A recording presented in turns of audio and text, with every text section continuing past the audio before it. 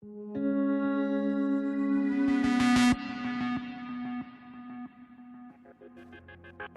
an irony that this has happened in a tech company. Bribery and favoritism have been a prevalent practice in recruiting for a long time, of course. But it's difficult to get the proofs. It's been happening many years, and people know that. Industry is well versed. They know that this is happening, but nobody is there to stop. This is not the last time you're going to hear about such issues. These are voices of HR experts as they reflect on what recently happened at India's largest IT company, TCS. Here's Chairman N. Chandrasekaran at the company's annual shareholders meeting last week. We received 2 whistleblower complaints towards end February and March. And both the whistleblower complaints were investigated. The complaints were about certain favoritism being done and favors being received in recruitment of BAs. The company has a set of BA, we call them business associate firms, the firms to get contract employees.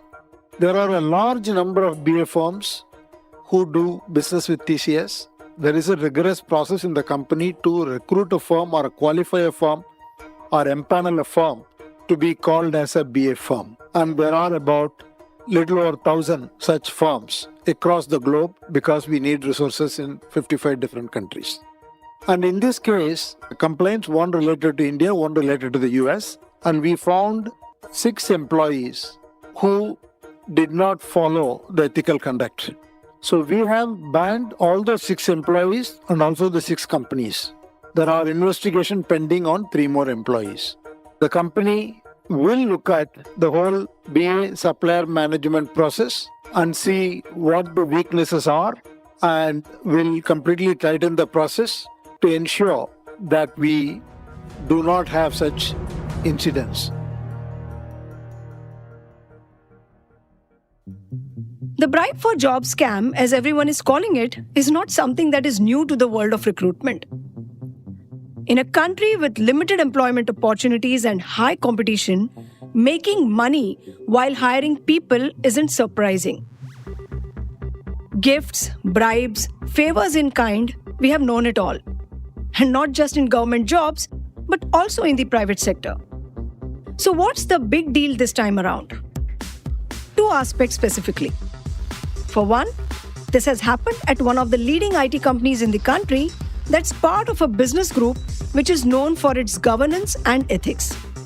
And secondly, this happened at a company that recruits over 50,000 people every year across the globe. In fact, this whole episode raises several questions on the recruitment function in Indian companies. Why is this still happening at a time when there is an overall increase in the audit and accountability in the companies? Are there any peculiar factors that allow this malpractice to thrive? What's the modus operandi? Is HR an overlooked function in an organization? And can tech be a solution? All this and much more in today's episode, which we call the Great Indian Job Jhol. It's Tuesday, July 4th, and I'm your host, Kiran Somvanshi from the Economic Times.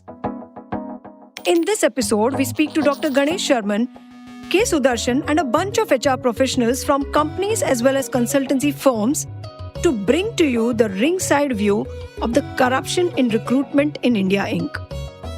This is the Morning Brief.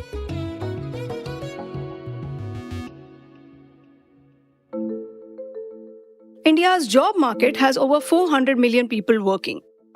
The unemployment rate is around 8%. And every year, over 12 million people join the workforce. So the job seekers are many times more than the job givers. And this skewed arrangement is exploited by those in the recruitment process. Fundamentally, bribes against services is not a new phenomenon. And recruitment as such can't be singled out.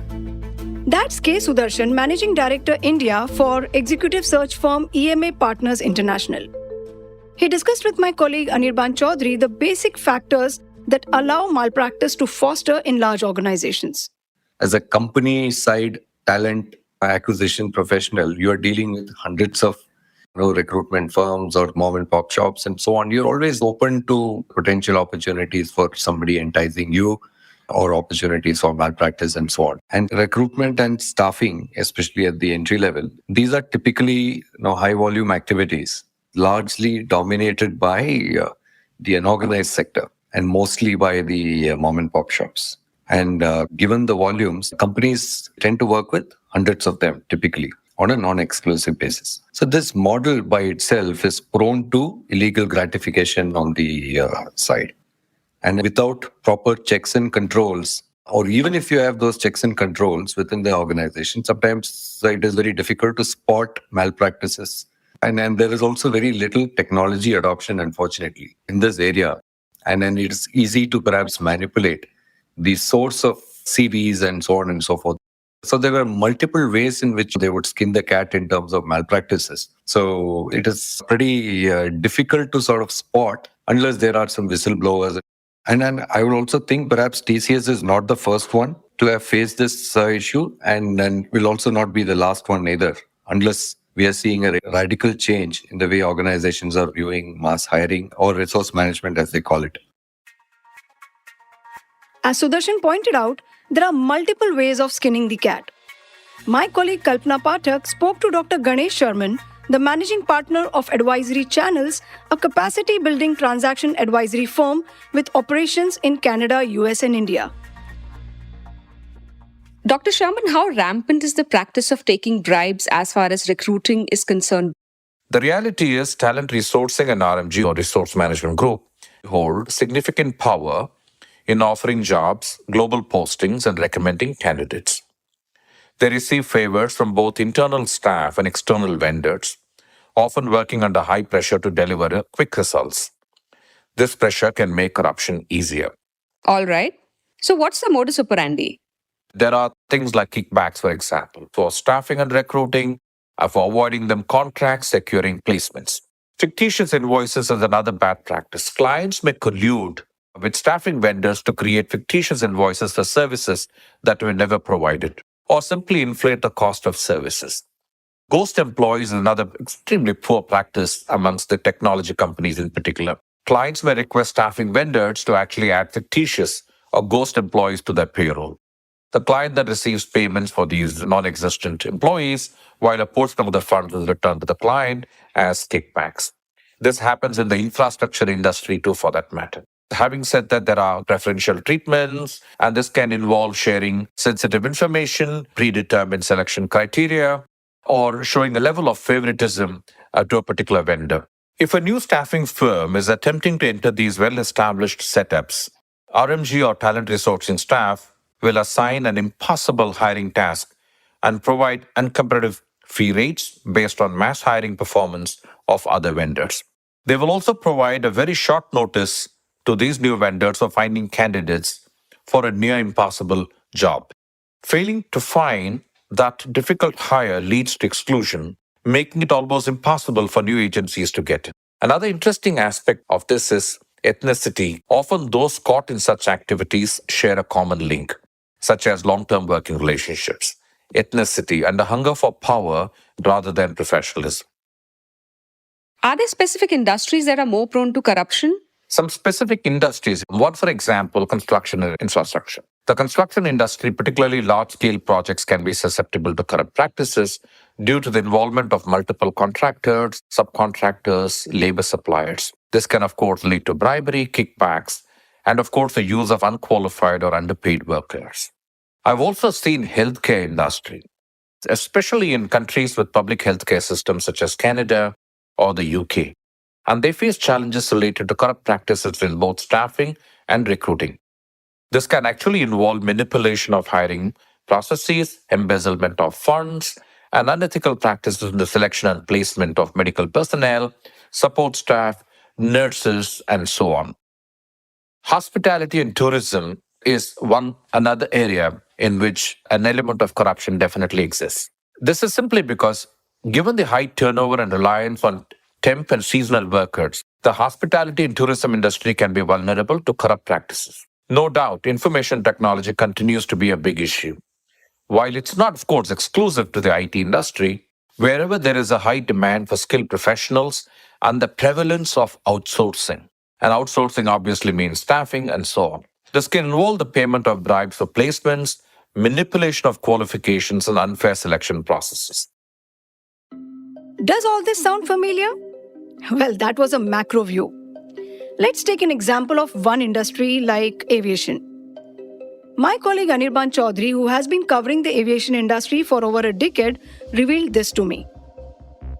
So, Kiran, India's aviation industry has had its fair share of irregularities, especially in the hiring of pilots, cabin crew, and airport staff.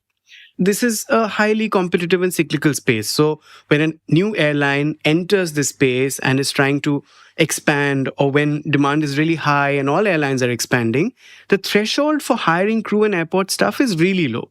And often, then, we see all sorts of people with lower than desirable credentials enter via these mom and pop recruitment agencies. So when that preference happens, it is often given on the basis of some kind of favor. Now, we've seen this happening across the industry, across airlines. In fact, several years back, I wrote a story on Go Air suspending a senior pilot who had allegedly selected 15 pilots out of turn. Having said all that, a lot of these practices have decreased to a large extent. We now have more responsible players in the market, for one, and we also have a stricter regulatory body. We haven't heard of any instance of these malpractices in the last couple of years. While one sector may have seen a decline, the core problem is much more endemic. To get an HR manager's perspective on these issues, I spoke to Gauri Saple, who heads HR governance, risk and compliance at cybersecurity firm Defensa Net Securities. She has been in the field of HR for more than a decade now. And in the initial days, if I want to get entry into any organization, I'll be the one who will be paying. So this used to happen. But then now there is some awareness. Candidate will not pay. If he pays, he will go and tell this to other people, and then the news will be there that this is happening. So now it is more under table. It's through recruitment consultants, because all the candidates go to recruitment consultant to get recruited. And this recruitment consultant, because they want the entry into an organization, because they want sustainability, because they want the business to grow and keep on getting the requirements from that specific company, they will keep the HR happy. There is huge competition amongst these recruitment firms as well.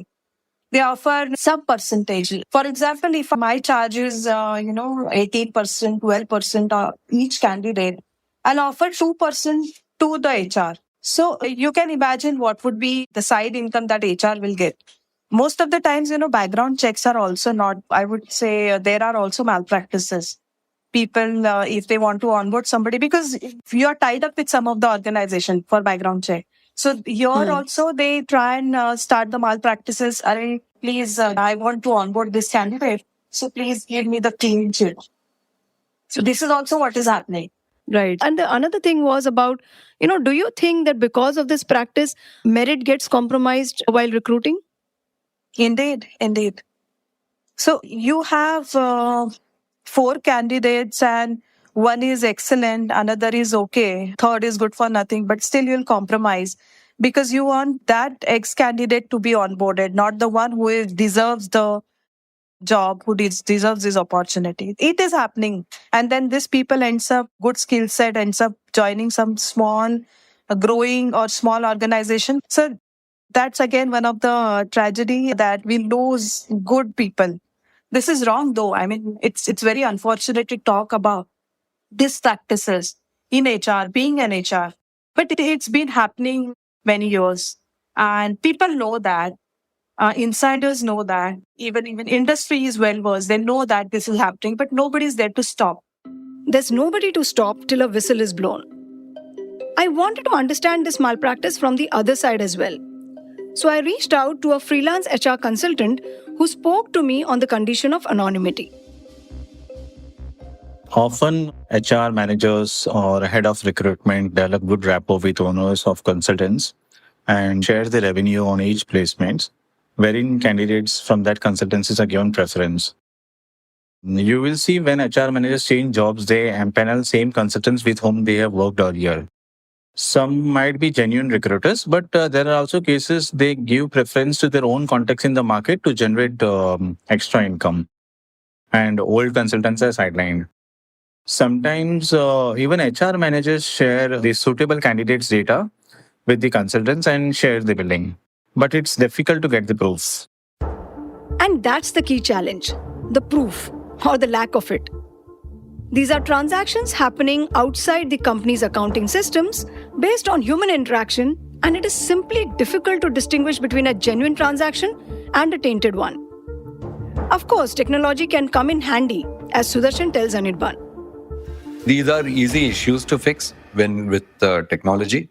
And some companies have already fixed it in terms of good practices, where there are timestamps to uploading of a particular profile, and they've automated this entire process. So if you're able to map each and every activity to a particular time when it is happening, who is referring the CV, and when is it getting processed, and so on and so forth, if it's all tech enabled, then there could be very little opportunity for malpractice. Just as an aside, tell me a little bit about the marketplace that you guys are planning.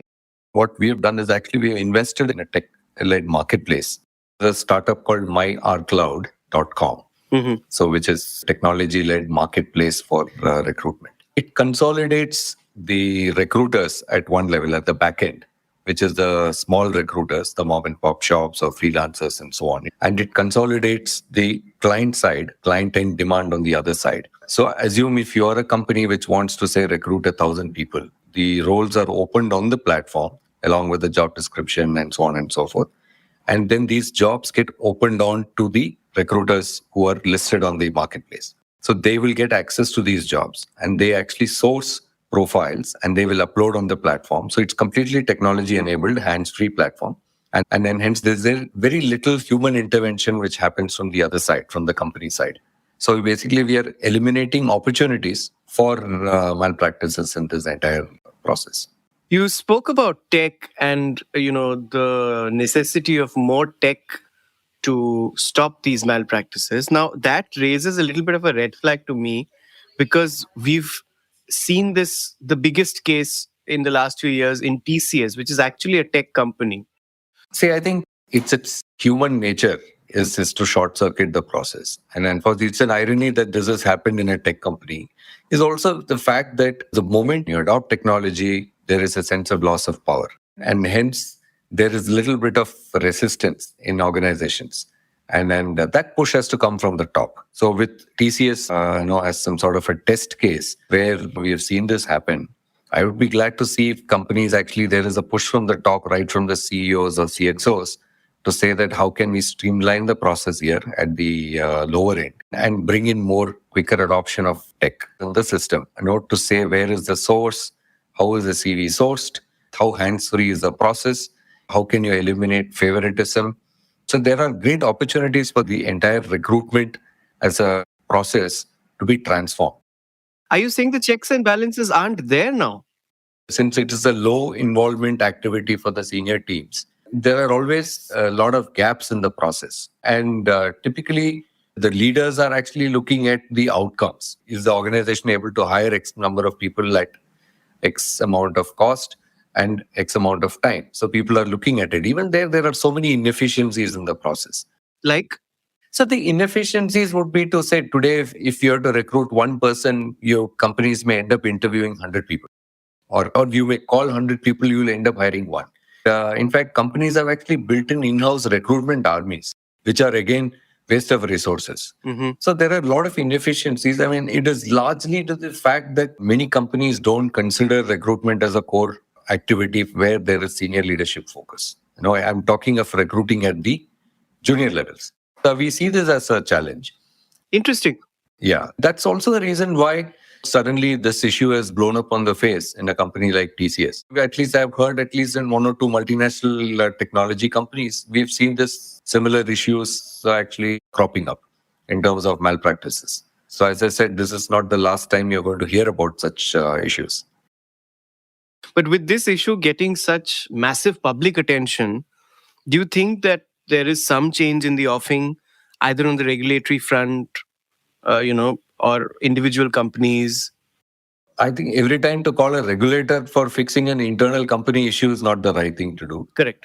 Because there is very little what a regulator can do in this. Here it is more in terms of clearly adopting best practices, adopting technology, taking a complete relook at the way this entire hiring is done, the entire program, and such malpractices can easily be plugged using technology on a platform. So this can be fixed. I don't think it's an issue. It's only that it lacked senior management focus. With this episode blowing up on the face, I would think that this would receive a lot of senior management focus or attention. I asked Gauri the same question, and she had a different take on this. Do you think the industry will take note of this overall and companies will kind of gear up and do something about it? Yes, they should. I would rather say it will be an eye opener for everyone.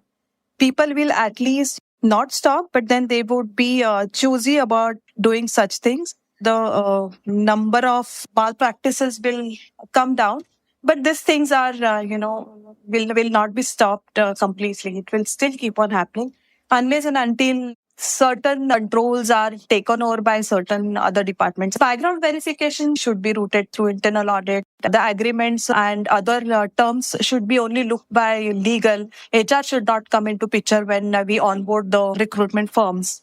But such things will actually reduce the power or significance of HR.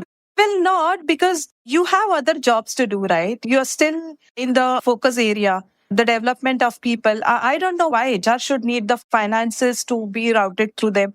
I don't know why background verification should be routed through them. I mean, there has to be a maker checker everywhere, and you cannot expect HR to do everything. And if you're expecting HR to do everything, then this malpractice, you have to accept it. It is bound to happen. I was curious to know how these functions have evolved globally in multinational companies. And Dr. Sharman had the answer.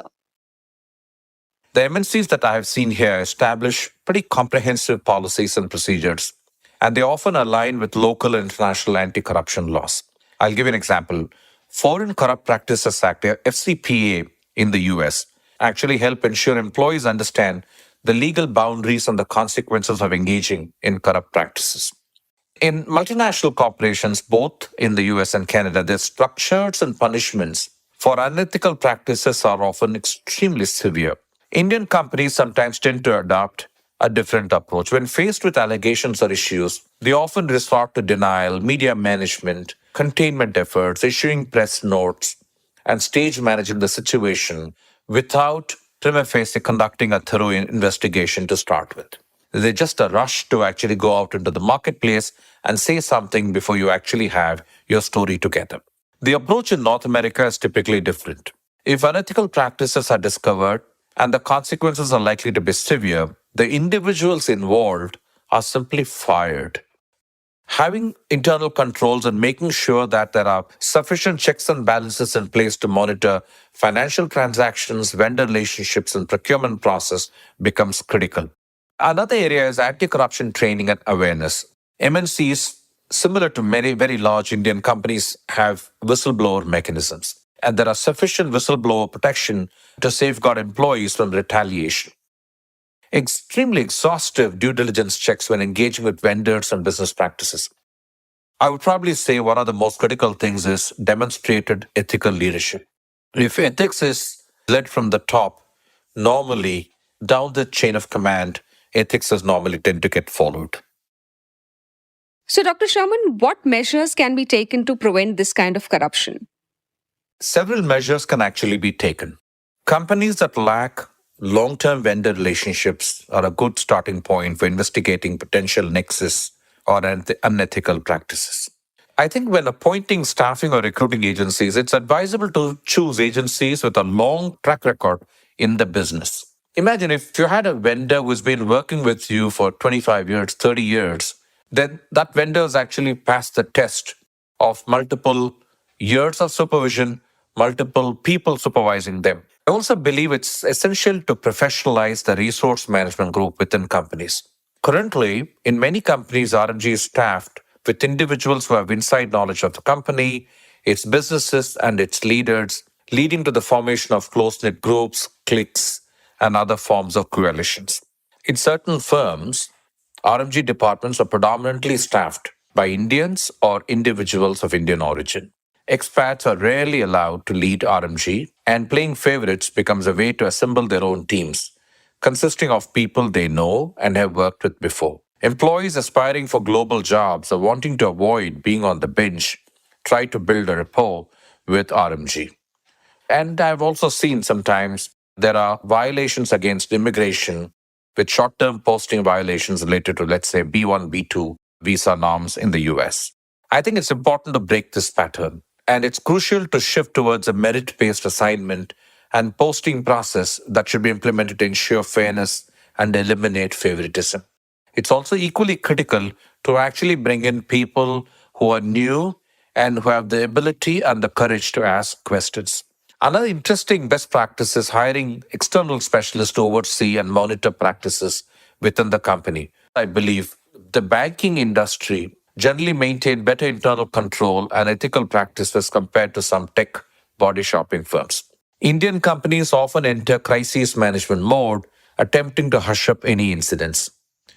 However, it's vital to name and shame those involved in corruption. Zero tolerance for corruption cannot be merely stated in value statements. It must be demonstrated through actions. Fear is a powerful deterrent, and the companies that show zero tolerance policies and act upon them are rewarded by the market. Transparency and disclosure are crucial as attempts to suppress information are often futile, given the scrutiny for the market and the media. The temptation of making that extra income on the side, exploiting a situation, is a social bane in India. We see it playing out in different spheres of public life around us. However, we do expect large Indian companies with global operations and workforce to be above such reproach. But the TCS incident has punctured that belief. It also shows that despite all the policies and procedures in place, there is enough slip between the cup and the lip. To the company's credit, TCS did respond seriously to the whistleblowers' complaints. But how many Indian companies have a culture that encourages whistleblowing in the first place? And in such cases of personal gratifications, who will blow the whistle? The people in the HR department? Or the HR consultants? Or the employees getting hired, especially when all have vested interests in maintaining the status quo? Of course, technology adoption, better oversight of the HR function, and effective anti-corrupt policies all can help control the menace. But at the end of the day, it all boils down to the corporate culture and the messaging from the top.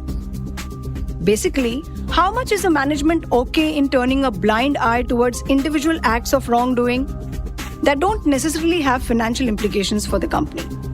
And does it indeed walk the talk on having zero tolerance towards malpractices? In a way, it's good that this incident has come out in the open. It will prompt Indian companies, at least the best ones, to review their processes and weed out the bad apples. So that's it for today. This is Kiran Somvanshi from the Economic Times, and you were listening to the Great Indian Job Jhol only on the Morning Brief. A special thank you to our guests Dr. Ganesh Sharman, K. Sudarshan, Gauri Saple, the HR consultants I spoke to, and my colleagues Anirban Chaudhary and Kalpana Pathak. This episode was brought to you by sound editor Rajas Nayak and producer Surohini Jain. Executive producers Anupriya Nair, Anirban Chaudhary and Arijit Burman. If you like this episode, do share it on your social media networks. A new episode of the Morning Brief podcast drops every Tuesday, Thursday and Friday. Don't miss it. It streams on Amazon Prime Music, JioSaavn, Spotify, Apple and Google Podcasts. And of course, ET's own audio platform, ET Play. Have a great week ahead.